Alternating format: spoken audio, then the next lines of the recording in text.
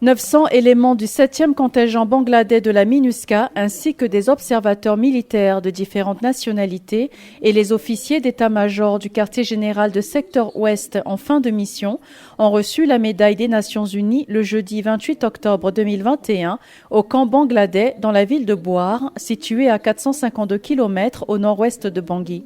Cette distinction est attribuée aux casques bleus déployés en République centrafricaine après au moins 3 mois de présence, souvent à la veille de leur départ, en reconnaissance à leur service pour la paix.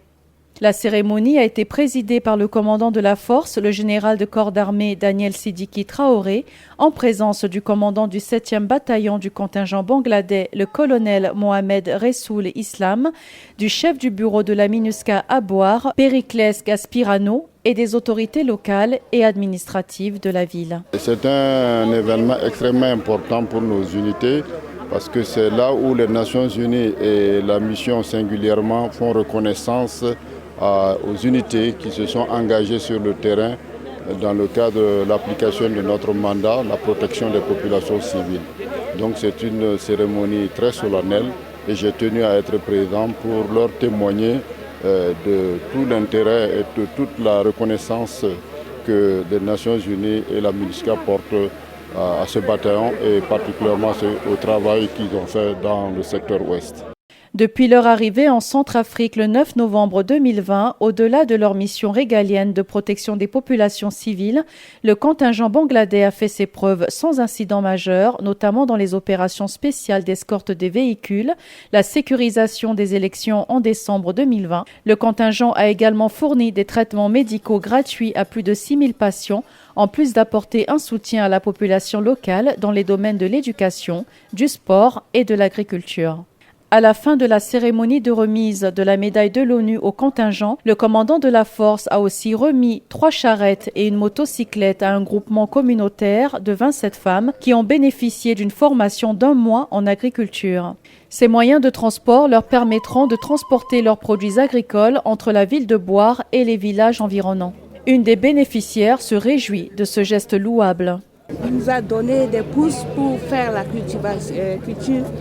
Nous vous remercions et nous demandons toujours à ce que vous soyez prêts à côté de nous et que les autres mamans qui sont dans le petit village soient venir aussi faire la formation comme nous aussi pour que notre ville, notre pays soit développé. Le général Daniel Sidiki Traoré, accompagné de Dieudonné Bolinanguera, directeur de l'administration pénitentiaire, a clôturé sa visite en se rendant à la maison centrale de Bouar pour se rendre compte de l'état du bloc administratif, de la clôture et de la guérite, tous financés et construits par la MINUSCA.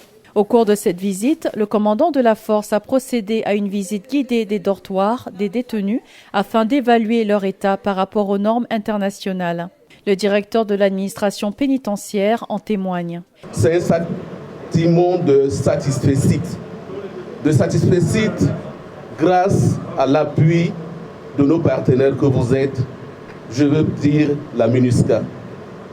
Il y a à peine 5 ans, j'étais ici président du tribunal, j'étais ici avocat général à la cour d'appel, mais je vous dis que c'était une bâtisse.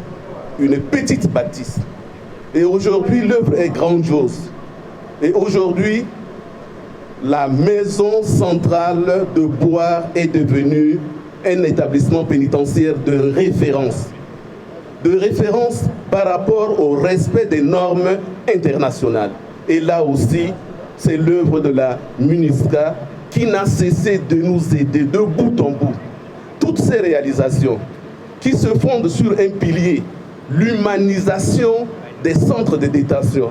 Des visites de travail du commandant de la force de la MINUSCA vont se poursuivre dans d'autres préfectures de la République centrafricaine dans le cadre de la mise en œuvre du mandat de la mission.